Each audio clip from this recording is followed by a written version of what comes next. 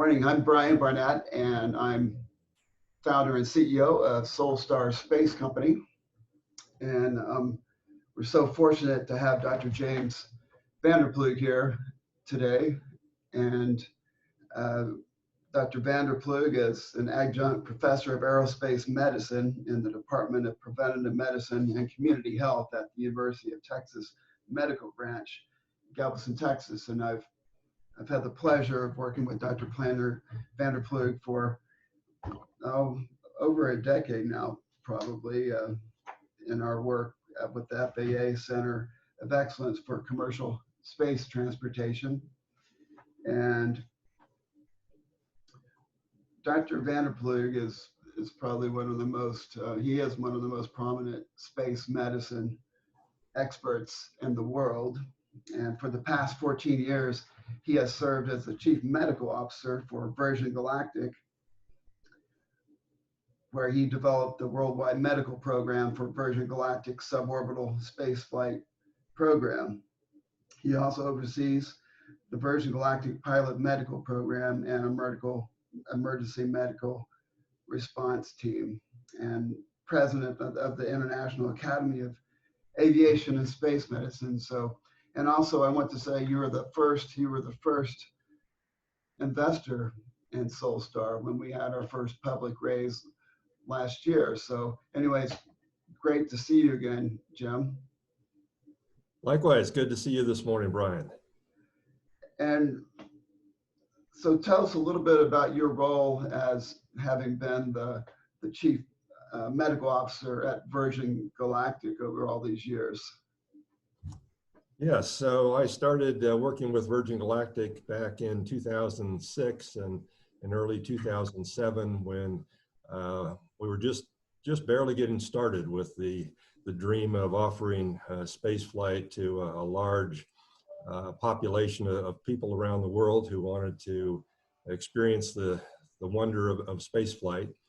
And as part of that, there was a lot of interest on the part of people who had the financial ability to entertain a flight like that, but they tended to be older and may have some significant medical problems that had developed through their life. So as we looked at this potential population of people, it became clear that we needed to be sure we could fly people who wanted to go to space to do that safely. So instituted a medical program to demonstrate that used a variety of techniques in research studies over the past 10 to 15 years to demonstrate that people who are in their 70s and 80s and may have some medical problems could in fact do that safely. So that was a significant part of my role throughout the time with Virgin Galactic up till now in developing that medical program and making sure that we could safely fly people to space. Well, that's awesome. That is groundbreaking research, and your research has also shown that and demonstrated that virtually all individuals of all age groups whose medical conditions are well controlled can safely withstand the acceleration forces of spaceflight. Yes, that's exactly right. We used a centrifuge owned by ETC at their NASTAR center outside of Philadelphia, where we could duplicate the G-forces of a space flight. So the rocket engine ignition, the rapid onset of high G-forces, and then during the reentry phase, again, a peak of between 4 and 6 G coming back into the atmosphere. And so over the years, we've spun in the centrifuge around 350 people with all kinds of medical conditions, from heart disease and lung disease and spine problems and so forth, and shown that we can do that safely. They enjoy the ride, and demonstrate that as long as their underlying medical conditions are well understood and well controlled, we can offer a safe experience. And of course, what Soulstar provides is our communication services, and we look forward to providing an internet connection and Wi-Fi connection and voice connection for future space tourists and astronauts. And can you talk about how Soulstar's technology could really improve the research process for space research and people flying in space, and how it would be useful for you as a medical professional?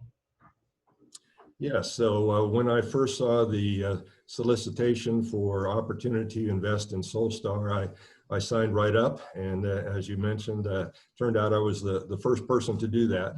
Yes. So I'm proud to be the first investor in Soulstar. But what is important as we fly people with medical problems to space, as well as conduct research during space flight, is the communication piece, to be able to, when necessary, talk directly to the individuals who are flying, as well as have the ability to see their data in real time. So we have some biomedical monitoring devices looking at heart rate and heart rhythm and breathing rate and so forth, and to have a mechanism to have real-time access to that and real-time voice communication is a tremendous opportunity, not only for the operational flight surgeon, the doctor on the ground monitoring the flight, but also the research community to be able to see that data.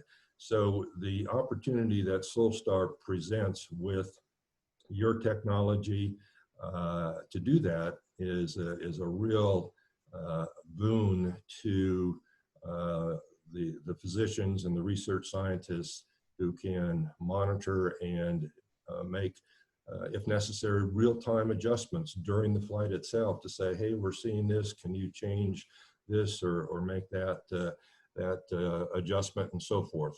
So when I saw that opportunity, I said, this is what we need to do. Let's help Brian and Soulstar make this happen. Excellent examples of how Soulstar's communications technology can, besides providing a a fun link to the ground for some of the people flying in space who want to connect to their loved ones on Earth, and vice versa, people on Earth contacting their family or friends or colleagues in space. There's also a lot of real scientific value of what we're providing, and we're so happy to have somebody like you, the world's expert on space medicine, see the value of what we are providing. So thanks so much for your investment, and thanks so much for your support. And Soulstar definitely looks forward to collaborating with you and other space medical people a bunch in the future to help progress all this great activity that's coming up in commercial space. So thanks again. It's great seeing you, and we will see each other again soon. And go Soulstar. Very good. Absolutely. Looking forward to working with you, Brian, and with your team at Soulstar and making this a reality. Thanks so much. Thanks, Jim.